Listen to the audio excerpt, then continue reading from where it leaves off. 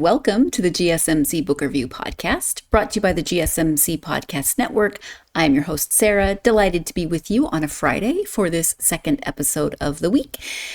As always, as we get started, I do want to remind you to please like, follow, and subscribe on whatever platform you're either listening to or watching this episode on. It really does help the algorithm. It gets the podcast out to more viewers, listeners, readers such as yourselves, and that support is greatly appreciated because this podcast does not happen without that support, without your support, without you specifically. If you would like to help the podcast and the network as a whole, you can do so by going to gsmcpodcast.net, and there you can leave a donation of some sort, a tip if you want to call it that. That helps, as I said, not only this podcast, but the network as a whole. It is greatly appreciated. Once again, this podcast doesn't exist without you, the people who tune in every week, the people who share the episodes, the people who comment, who follow on social media, etc. So whatever form of support your support takes, I very much appreciate it. This is just one other option. You can go to gsmcpodcast.net. There you can leave a tip or a donation, and again, it really does help the podcast and the network as a whole. So thank you in advance if you are planning on doing that. Thank you just in general if you've done it already sometime in the past. How has your week been since I did the episode on Tuesday? It is still raining like crazy here, which is good. This is our rainy season. We need the rain. The dogs don't like it because they don't get to go for their walks. The puppy is way too hyper because he's not getting enough exercise. Doesn't bother the old man so much, but Frost it's driving him crazy. I like the rain. We need the rain. Rain is good. And I got 2 texts today. One from a friend in Wisconsin who said it is -17 without the wind chill, and another from a friend who's actually in Hawaii right now, but she where she lives in Montana today is -39 with the wind chill. I will take the rain. I will take that it is currently 47 degrees here, and yeah, I'm going to take the rain over where I used to live and the weather that we used to get. But if you are in the Arctic cold front that is going through a lot of places right now, I feel for you. It actually snowed here in Portugal a little bit. It snows in the north, but where I live, not usually. But a few days ago, it snowed in the mountains. Didn't stick, but I was told that there was snow. I actually would have liked to see that. I think I mentioned this in the last episode too. It's kind of fascinating to me. But anyway, I hope your week is going well. I have had students. It has been a very busy week. And you know what? I've learned a lot this week. I love that my students are often, maybe they have a textbook or maybe they want to talk about something specific. And so we talk about a variety of things. Today, I talked about the Burning Man Festival in Nevada with one student. And then the next student, that student is a PhD student. He's interested in arts. He's interested in festivals, kind of a natural progression. The next student has a textbook that we go through. And in that textbook, we were reading about the Taj Mahal and the story behind how it was built and why it was built.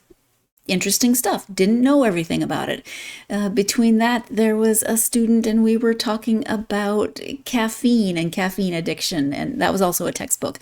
I don't know. I never quite know what I'm going to talk about. And then one student wanted to talk about Harry Potter. She said it's her favorite movie and we're practicing conversational English. So we talked about Harry Potter.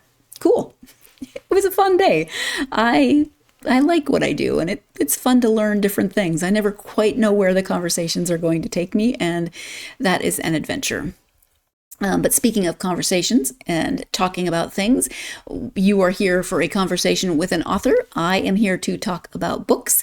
And so let me go ahead and talk to you about this week's book. Well, this week's second book, but this episode's book.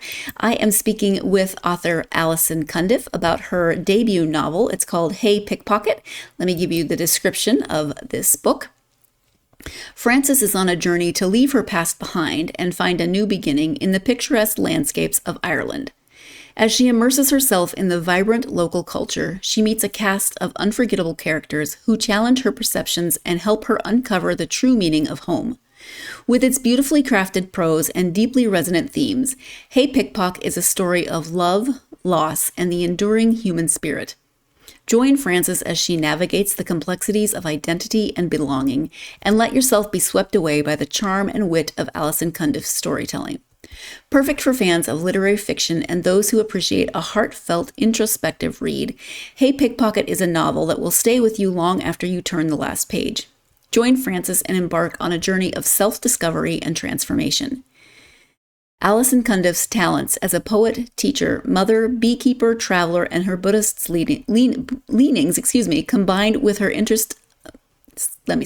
combined with her understanding of trauma, make this novel as good-humored as it is deep and real. The book is an enchanting mix of Irish local color, romance, and dry wit, making it a deeply felt exploration of the eternal riddle of home and the enduring allure of hope. So that is the description of Hey Pickpocket, with me not being able to get through one sentence. I think my brain stopped on beekeeper because I read that line and I was like, oh, yeah, I was going to ask her about that. And then, of course, I forgot to ask her in the interview about being a beekeeper.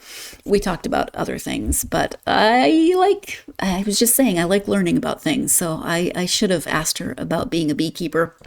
Of course, this is an interview about the book, and I shouldn't be talking about, a million other things, but if you've been tuning into this podcast for any length of time, you know I like to ask a lot of questions. Some of them random, some of them not, but I do like to go off on a tangent at times. But this book is, as you heard, literary fiction. It is about a young woman and her a traumatizing experience that leads her to leave home and move to Ireland. Her father was an Irish citizen. She has dual citizenship, and so she moves to Ireland, ends up on a remote island. She is a nurse, so she is able to find work on this remote island and meets a lot of people who are very helpful to her journey of not only self-discovery, but of healing in a lot of ways. There's various things in her life that she is trying to work through, trying to heal from. And so we get a very fun cast of characters and this beautiful setting, and just a very, if you like those types of books where it is a journey of self-discovery, but also traveling to a beautiful place and meeting lots of interesting people, then this is definitely one you'll want to check out. But let's turn to the conversation so you can hear Allison's thoughts on the writing of it and the idea behind it, etc., and see if this is a book that you would like to look into more and potentially read. Again, the book is called Hey Pickpocket. The author is Allison Cundiff. Hi, Allison. Welcome to the podcast. Thanks so much for having me. This is great. Thank you for being here. I'm excited to talk about the book. It's called Hey Pickpocket. But before we do that, would you take just a minute or two to share a little bit about yourself? Sure. So I am here in snowy St. Louis, right in the middle of the Midwest, and I'm a high school English teacher. And I spent some time going to school overseas when I was in college. And so that sort of was the genesis of the idea for the book. So here in the Midwest, trying to do something productive with the memories of that travel from so many years ago. Yeah, nice. Where did you go to school? So I did my senior year of college in a small town on the east coast of the Republic of Ireland. The city's name is Maynooth, and it's kind of the Catholic center. I think a lot of priests come from Maynooth. That was way back in 1996. And so that was all the way on the east coast, though Hey Pickpocket is set all the way on the west coast. Right. Okay. So you've mentioned, now we know that it is set in Ireland, but Can you give an overview of the story? Sure. So it's literary fiction, so 100% fiction, even though it's rooted in some stuff that actually happened while I was living there. But it features a main character named Frances, who's a trauma ICU nurse living in St. Louis. We have some level 1 trauma centers here, and one of my daughters worked in one and would talk regularly about night shift in the ICU. And I would just listen to this and have so much just respect for our healthcare providers, especially post-COVID. And it was sort of just kind of sitting there. And so what I did was sort of fuse that with this fictional character And she's just kind of had it. And after kind of a traumatic and violent family experience, she decides to take advantage of her dual citizenship because her father was an Irish citizen and move to a very remote island on the west coast of Ireland. It's actually technically part of County Galway. It's called Inishmore. And I was there for some time when I was in school, and really like talk about like the comfort of remoteness would be was kind of ideal. So I tried to give some architecture to what that vastness looked like, and she ends up settling there. Technically, the book is a romance because she meets a local fisherman, but really, I think what it's about is like processing the really bad stuff that happens to us and figuring out how to do that alongside the everyday stuff like work or getting groceries or falling in love. Not to say that falling in love is every day, but those two sort of align. So it's internal about her getting over this murder. And then external is meeting this local fisherman who's pretty dreamy, and the two kind of hit it off. Yes. And she does, she loses her cell phone at the beginning. The title, Hey Pickpocket, she does experience a theft as she's going to the island. So she has no cell phone. So in some ways it mimics your experience, I would imagine, of 1996. No cell phones, no internet, really. Nothing. There was nothing. There was like one school computer that we had. Like there was a computer center on our campus with like a few computers, a few were faculty, but like largely it was so old school. We would have to locate secondary sources for our research. And we would be like walking through the stacks and finding an article in a bound periodical. And like the time it took, like, oh my God. And now, like, especially with my students, because I teach high school English, like they can access JSTOR on their phones. I'm like, oh my God, if I had a phone with JSTOR on it, that would be so much fun, right? JSTOR on a Friday night. But yeah, so she gets pickpocketed and her phone and a lot of her money gets taken. And so essentially she's adrift. She has enough money to get her to the island, and she's a nurse, so she has essential skills. But she's sort of like she's forced to turn inward because she doesn't have that distraction that all of us have. No. And so it really kind of forces the reader into confronting what that would look like for each of us. I think if we didn't have these lovely distractions with fun eternal memes to consider. So yeah, that's sort of one of the central conflicts of the text. Yeah. So you see that there is that theme of self-discovery, and there's a very specific plot device here that the pickpocket has stolen Frances's phone, among other things, and she does not have that distraction. She chooses not to get a phone immediately after the theft, and she is without those distractions. What did Allison say? Endless memes, I think she said, and endless memes sometimes are my downfall. I can definitely be distracted by the endless memes, but Frances does not have that. So she is engaging in life in other ways, and that is helpful for her own journey. We're going to go ahead and take our first break of this episode. When we come back, we'll be talking about Frances's initial inspiration for this story. You are tuned in to the GSMC Book Review Podcast, and I will be right back.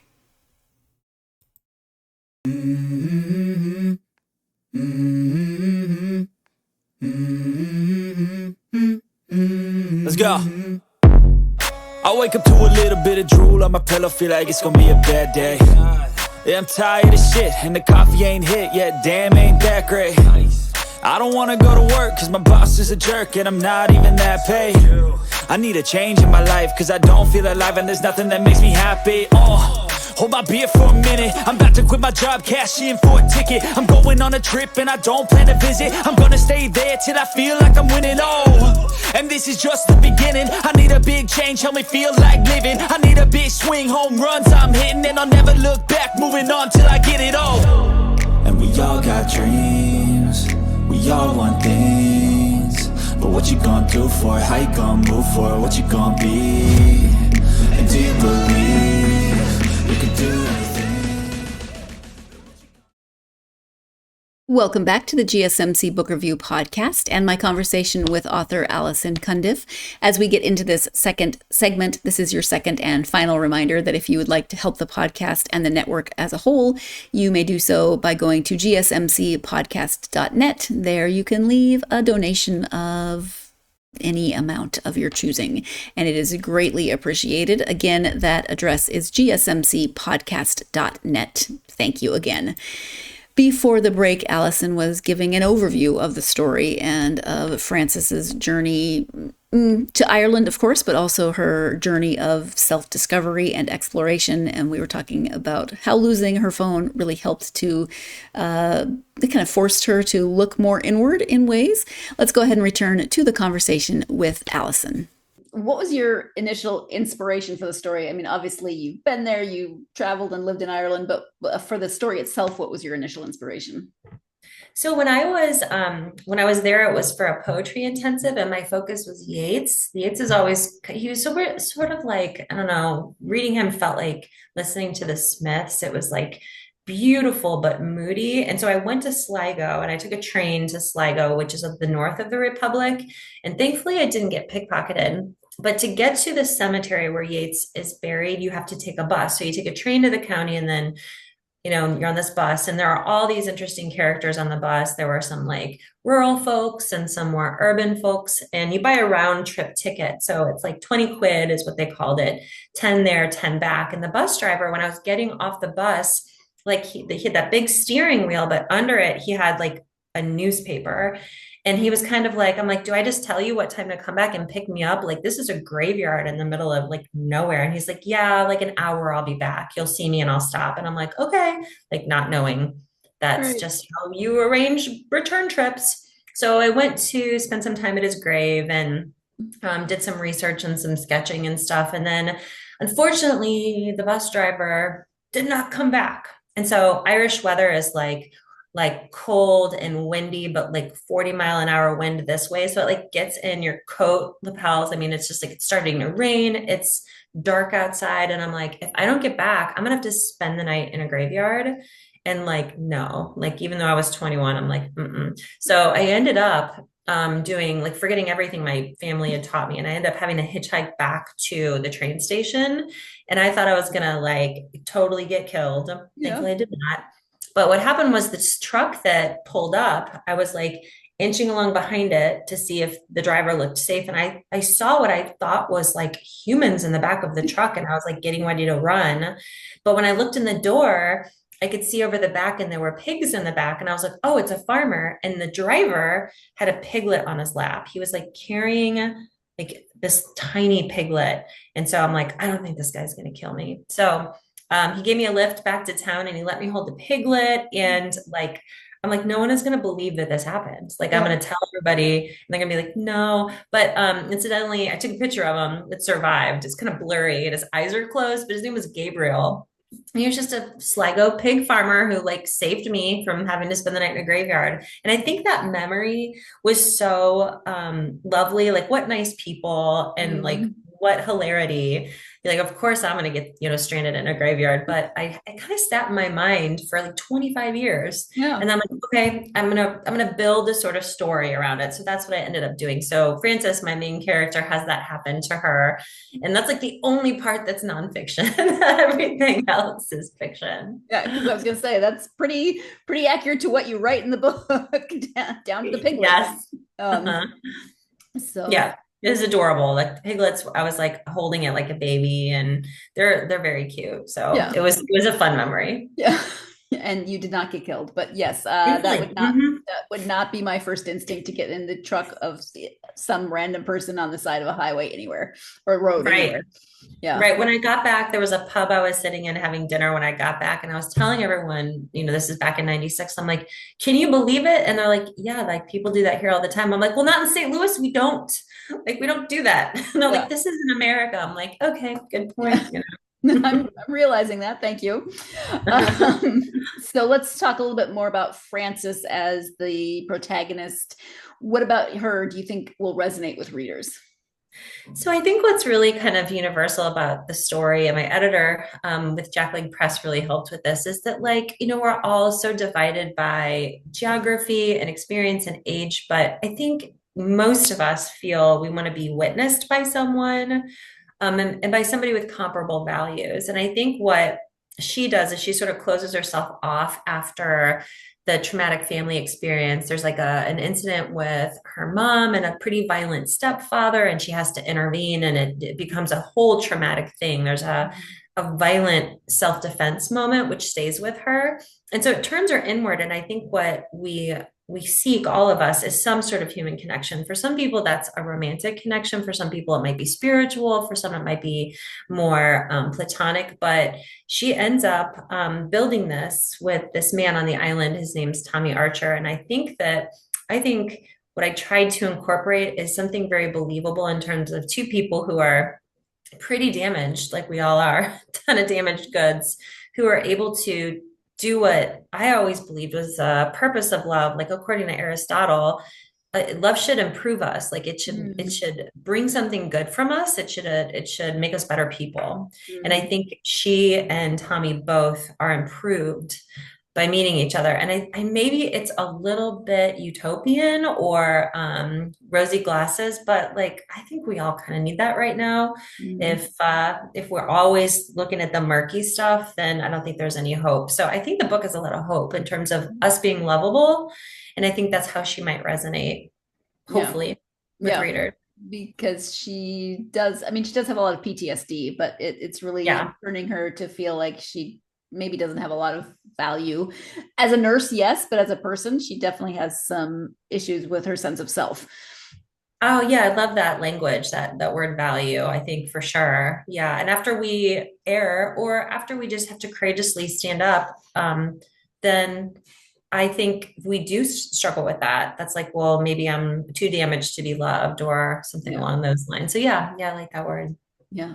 Now you are setting up that romantic idea that we, as so many young women have, that we're going to go to Ireland, we're going to go to Paris, we're going to go to wherever, and we're going to meet this man. He's going to be drinking. We're going to go on a vacation and but it's an ideal for a reason, right? Yeah. I think that I wouldn't know about Paris, but I did, when I was a young woman living there, I remember thinking like, there are, there's wonderful people in the world, and regardless of your country of origin, I mean, most people are looking to connect in some capacity. I found living in Ireland, there were, it's not like I was there looking for a boy, and there certainly wasn't any romantic interaction, but I saw a lot of my girlfriends doing that. And they are charming people in terms of their rich history and their sense of humor. And so the women and the men are lovely to get to know. So however that's romanticized here, I am sure that people could find that in any country. I just happen to go to school there. So people are great, right? There's always somebody who is, if there's a person available to pickpocket, there's also a person available to love. I'm absolutely sure that there has to be the dichotomy there. Well, yes. So talk a little bit about that, because it is called Hey Pickpocket, and that is a bit of a defining moment in the book, but not like the central core of the book. Could talk about centering it, but also not centering it around the title. So the title is, she begins talking to this person that pickpockets her in the beginning. She's like, God, what an asshole. You see me there. I'm in the rain. I'm soaked. I'm alone. Like, why did you pick on me? And she doesn't have really any other people to talk to. And she ends up sort of having this meta narrative in which she's talking to him like, oh God, I wish you had taken this instead of that. And then she's curious about him. And so it becomes a way for her to open up, kind of become cracked open for the reader and see some of those vulnerabilities that I think she had cloistered away as a result of her trauma. And so I just I really kind of struggled with the title, but she reaches out to him so many times in the book. So I was like, oh, okay, well, that makes sense. I'll use that one. Yeah. Yeah. And it kind of makes you curious. Well, okay, why is it called this? And what is the connection? So, good. Okay, good. When you sit down to write or when you sat down to write, I guess we'll go past tense for this one. Did you have really good character sketches in mind, especially for Francis and Tommy, but some of the other characters as well? Or do you like to let them evolve as you write? Oh, I love that question. I always like, so out of all the classes I teach, I always shy away from creative writing because I think my methods are just sort of unorthodox. I think for me, I don't ever really have characters in mind as much as I do place. So Mm, sometimes in my memory, I'll have a place and I'll kind of build plot around what I can visualize having been there. And so I really clearly remember these places from school or these photographs that survived from an actual camera, not having a phone. And yeah. I think that the prose built around that. I think the characters were secondary to place. So I think place comes forward maybe more strongly than even character because we are really so deeply responsive to the places we're in. I mean, I think it shapes everything to what we're like our jobs, the way we travel, our appetites. And so I think place is almost a stronger character here than I think even the people are because they live in response to the rugged sort of remote island that they're living on. Yeah. Yep. Makes sense. I have talked with other authors before about place sometimes becoming its own character, and place can be extraordinarily important in a novel. Sometimes it's much more important, sometimes it's less important, but sometimes it takes on the importance of almost another character. And in this case, the location, as Allison was just saying, is extraordinarily important to this story and to Frances's arc as a character. So her character arc is actually tied into the place and the journey to that place and what happens on this remote Irish island. We're going to go ahead and take our next break of this episode. When we come back, Allison will talk about some of the research that she did while writing this novel. You're tuned in to the GSMC Book Review Podcast, and I will be right back.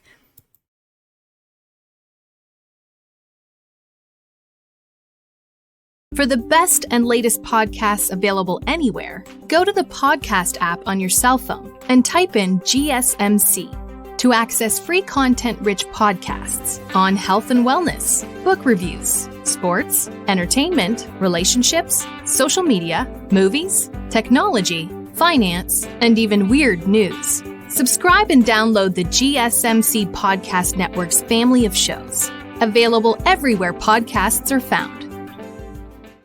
Welcome back to the GSMC Book Review Podcast and my conversation with author Allison Cundiff. Before the break, Allison was talking about character development, but she was also talking about the importance of place within the novel and how the place is almost another character and certainly contributes to character development throughout the story. Let's go ahead and return to the conversation with Allison. Any particular research that you did that stands out for you for this story? Oh yeah, so a ton of Gaelic was necessary to research, and there was also I learned something working with the editors. They were Indie Press, Jack Lee Press is absolutely wonderful, and I learned that you can't include whole poems or whole songs because then it's a copyright thing. So there'll be little snippets. Like, for example, the band The Pogues was always a favorite of mine. And there were several references to them and some of their lyrics, especially the lyrics in reference to the dunes where a lot of people were buried during the hunger. And I had to be very careful to make sure that I wasn't violating copyright. So that was new research for me.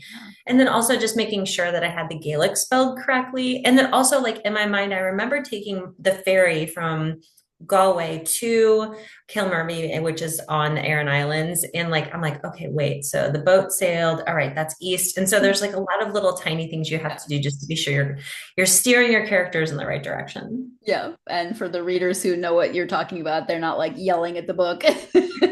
Exactly. Not west. Not that way. Yeah, don't go that way.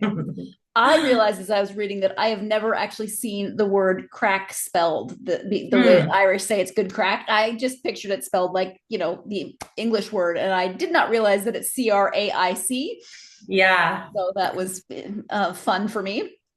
It's their dialect is one thing, but the idiomatic sort of phrasings, it took me a while. After living there for a while, I remember somebody coming over from London and I could not understand the guy in the pub from London because I was so used to Irish language. And so it took me a minute. I'm like, is he French? And then they're like, no, he's from England. I'm like, weird. So, I mean, you really kind of get used to the way, the character, the people speak. Yeah, but I love that about well, English because I speak English, but then the dialects and the accents and just the way English has evolved in all the different countries. Like you can talk to somebody who is from Australia and they'll speak completely different English than someone who is, Right. like you said, from London or and Exactly. I don't know. I spend way too much time thinking about vocabulary, but it's fascinating to me. That's a fun thing to think about for sure.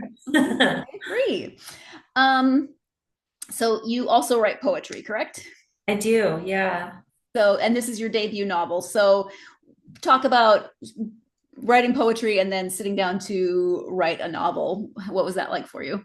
So poetry was, I felt, I used to think like, oh, there was no way I could write a novel, but I've talked to people like people I teach or my colleagues, and I always think like, you should write that down. I think that we, like people have these stories, prose, the volume of a novel, I think length alone is kind of off-putting for especially people who write shorter pieces or poetry because we just think like it's all there and ready to be written. But I really think that kind of like stringing poems together, it's like Christmas lights. I think that all of us can just build on it. Like if we just write the very beginning, even for me, the part I wrote first was near the end. It's the hitchhiking scene, and you can go backwards. And that's what's so fun about prose. You can go in all different directions. Like a professor once told me that hieroglyphs could be read top to bottom, bottom to top, and then both directions, right and left. And I sort of felt like writing a novel was kind of this middle that expanded, and then I'd go back and edit, and then I would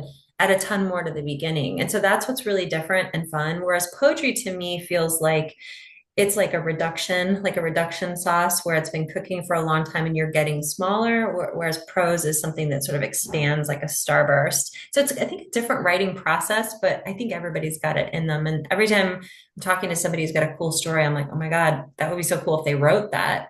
I just don't feel it. We talk enough about how the volume doesn't have to be established when the writing process begins. Like that can come later. As long as you start somewhere, it can take any shape that sort of organically emerges. That's best, I think, to fit the story. Yeah. What drew you to writing contemporary or literary fiction in particular? I think I read a lot of it, and I just think how cool that these stories can expand. And I wanted to expand that story about Gabriel, the pig farmer. And, you know, I think a lot of us have imposter syndrome. It is like 24/7 what I think. I'm like, I don't know if anybody would want to read this, but then Indie Press bit and took a chance on me, and I'm forever thankful. And I think that as a result, that those themes of trauma and grief that were able to come out through the book were a way to unite readers who, oh, I've never been to Ireland, or I don't have any interest in, you know, fishermen, but we do have, like, that is the one shared universal, right? Like that we're all going to have to go through things, and we're all just here to sort of support one another through that. So I'm hoping that's the universal message that comes through with the book, and seeing that in other books kind of, I think, inspired me to finally get my stuff down. Yeah. Okay. Makes sense. Are you working on anything new currently?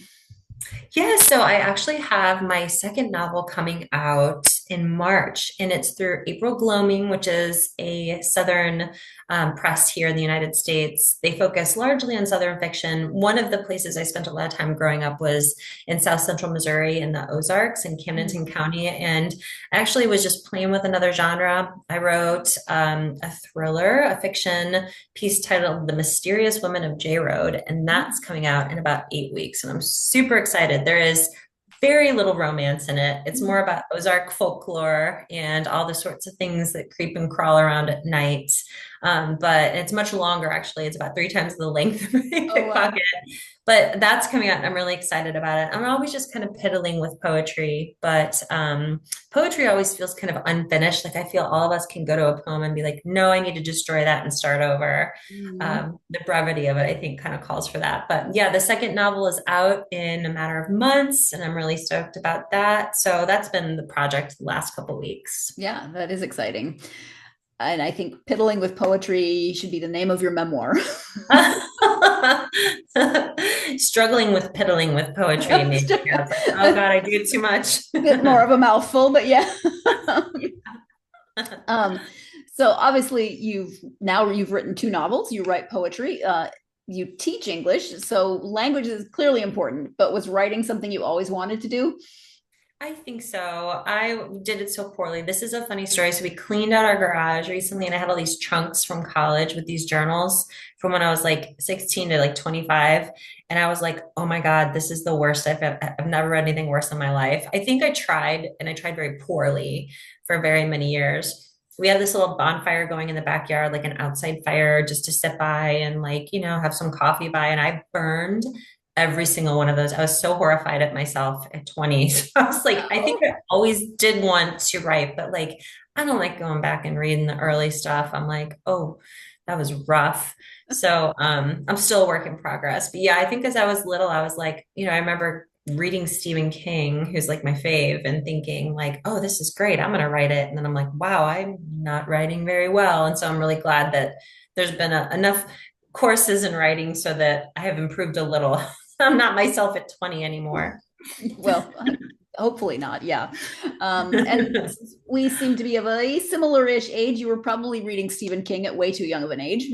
Why did they let us? Nobody was like, you know what, here's it.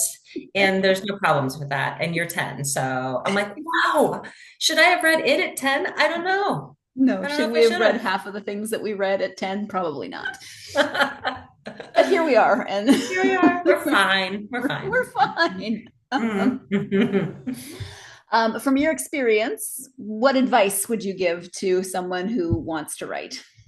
So I would say that definitely write, and don't let the rejections be any indication of the quality of the work. Like I have joked with my students that I can wallpaper my house with my rejection letters. Like they come in all the time, every single day. It's like today's rejection. And I just think we can't let the standard model of who determines what's right for a particular audience be any indication of the worth of our stories. I think every person has got something that could help someone else or inspire someone else. And so get it out there, even if it's not picked up, or even if you too could wallpaper your house with your rejection letters. It's a growing club of really excellent writers who just have to muddle through for every, I forget who said this, but like, we're not everybody's cup of tea, but if we were everybody's cup of tea, what a horrible cup of tea that would be. Like, you would not be the right temperature. You would not be the right level of sweetness or flavor. So write your cup, even if nobody likes it, is what I would say. There's somebody out there who's going to like it. Absolutely. Yeah, of course. I love that. I love that expression. What a horrible cup of tea. If it was everyone's cup of tea, well, I mean, wouldn't it have to have everything that everyone likes all in one cup of tea, and then it would just be nothing. So write your cup. I think that it might be my new favorite phrase right now. Write your cup. There's that other phrase. What is it? There's a pot. No, there's a lid for every pot. There's a book for every person, or there's a person for every book, maybe is what we're saying here. If something is appealing to you, write that. Don't write what you think people want, unless that is what is being pulled out of you. Because if you write it, somebody is going to want to read it, of course. And it's not going to be for everyone, but it will be for someone. We're going to go ahead and take our final break of this episode. When we come back, what does Allison read when she is reading just for herself? You are tuned in to the GSMC Book Review Podcast, and I will be right back.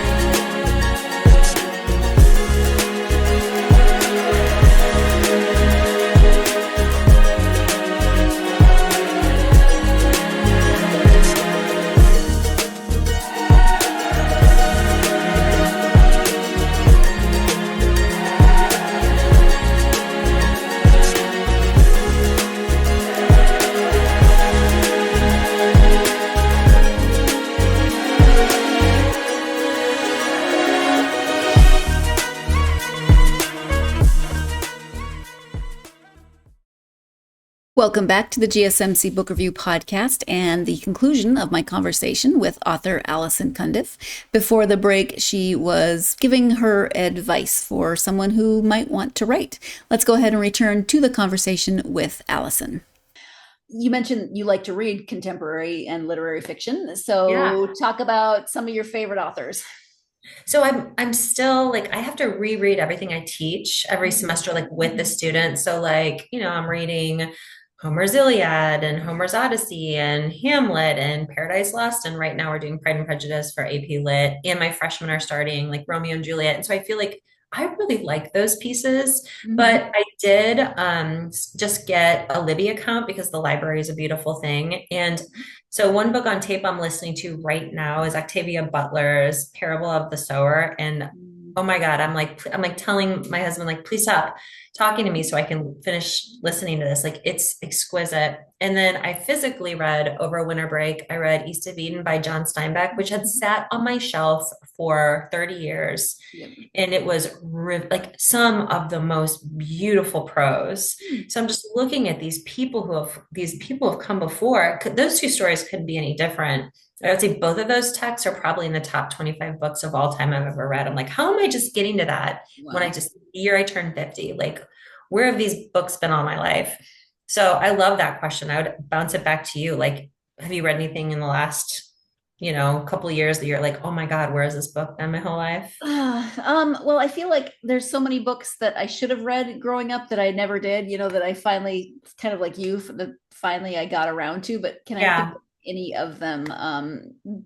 No, unfortunately. This is why I ask the questions and not answer the questions. Oh, right. Well, if you think about it later, shoot me an email, because whenever other literary people have like that, I always just want to see what resonates with people, because they're out there for a reason. Yeah. I mean, I made a point of going back and reading some of the things that I hadn't read, I hadn't read Jane Eyre. So that was like 20 years ago that I read Jane Eyre. But I was like, why did I not have to read this in high school? So I went back and read Jane Eyre or Wuthering Heights or some of those. And I love Pride and Prejudice. I just saw the new Frankenstein. I watched it like at the gym, and it was very well done. But I kept thinking that when I read that in high school, the monster seemed monstrous. But they cast like a handsome young guy to play the monster, and I'm like, it's so interesting how new adaptations or film adaptations adjust our understanding of literary characters, which is a fun thing to discuss when you're thinking about books, right? Yeah. Do you get, I just came across a series on TikTok, and the woman talks about her high school students when they're reading or watching like Pride and Prejudice or some of the other classics, and the comments are hilarious. Like the students are just throwing shade at Mr. Collins, particularly. There's oh God. Oh my God. Yes. Collins. I asked them to look at Collins' proposal through the lens of somebody asking you to prom. Like, first of all, I think you should go to prom with me because my mother thinks it's good for me to go to prom. And also I need a suitable girl. It's like cringe. It's so cringe, but so still applicable, right? People can relate. Yeah. And I can't think of Mr. Collins without thinking of boiled potatoes. So. Oh, what an excellent vegetable. Yes. But I don't know. I also kind of feel bad for him. Poor guy. It's been 200 years and we're still making fun of it. What's interesting about those antagonists is they're not all the way bad. They're just kind of a little ick, right? So it's interesting because not all of our antagonists in real life are going to be 100% evil. And so I think Austen sets up a really interesting examination of how to deal with real life conflicts through her characters, because that might be something that we encounter, right? That level of badness in people who sit next to us at work or something, Right. And I think the relationship between him and Charlotte, Charlotte feels like this is the best option she has. And she, why do we make the decisions that we make? And what can they say? Like, your best friend's going to go marry this guy that you think is the world's biggest idiot. Right. Mm-hmm. Such good conversation. I mean, I love how that book holds up. It holds up so nicely. I agree. People want to know more about you and the book, website, if you have one, and any social media that you're active on. Yeah, so I am most active on Instagram, and it's, I think, at Cundiff Allison. Just because I'm a high school teacher, it's private, but I largely love to connect with other writers and just kind of like share resources. And so Instagram is primarily where I am. I feel like I tried to learn TikTok and I just kept getting reels about like bad homeowners association people showing up.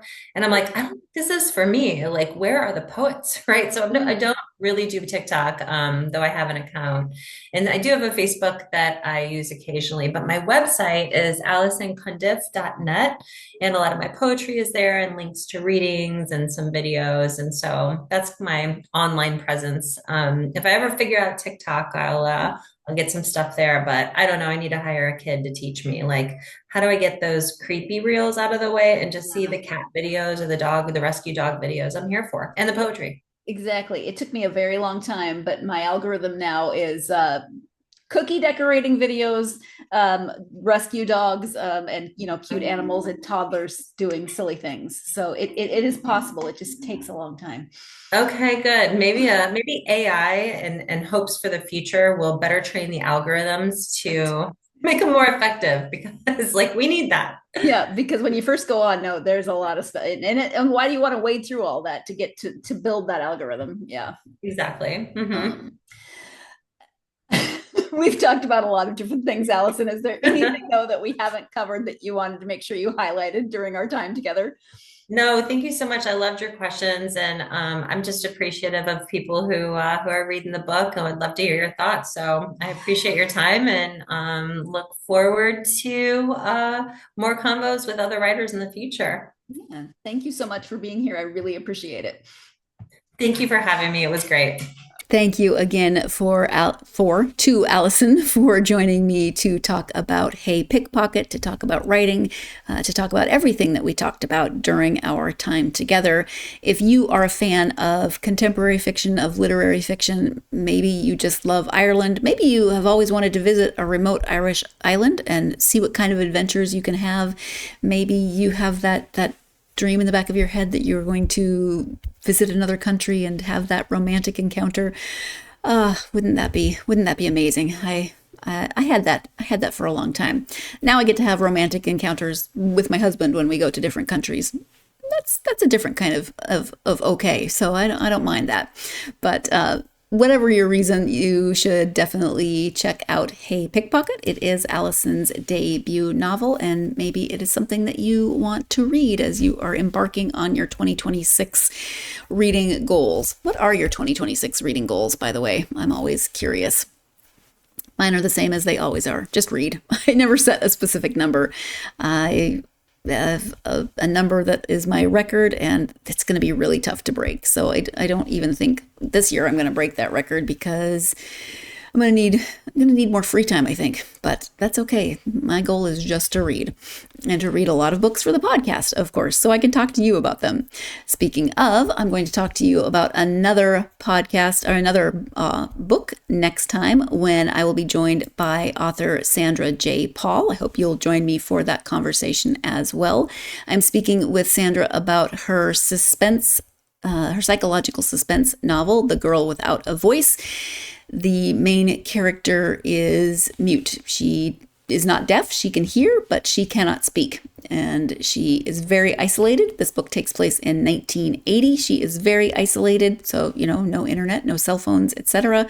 She lives with just her parents, mostly just her mother, as her father travels a lot. And that doesn't tell you much, but that's enough. Things happen. Of course, things happen, because it's a psychological suspense novel and things happen. But she finds out things that she was not expecting, and she has to figure out how she's going to extricate herself from a not great situation. And she finds help along the way. But she's a very interesting main character in that she cannot speak at all. She signs, but her parents really don't sign with her. So she's incredibly isolated. But please join me for that conversation next week, Tuesday, with author Sandra J. Paul. In the meantime, I hope that you are not in the middle of an Arctic blast, but if you are, please stay safe, please stay warm. Hopefully you are somewhere warmer, but if not, maybe you enjoy winter. I hope you enjoy winter. It's that time of year. January always brings some crazy storm with it, doesn't it? But please stay safe wherever you are, whatever your weather. And hey, whatever you're doing this week, this weather may give you the perfect opportunity to just stay home. Just stay home and read. So even if you do have nice weather, my hope is the same for you as it always is. I hope that the world, the universe, just life itself gives you plenty of time to get yourself lost in a good book. Thank you so much, and I will talk to you next time.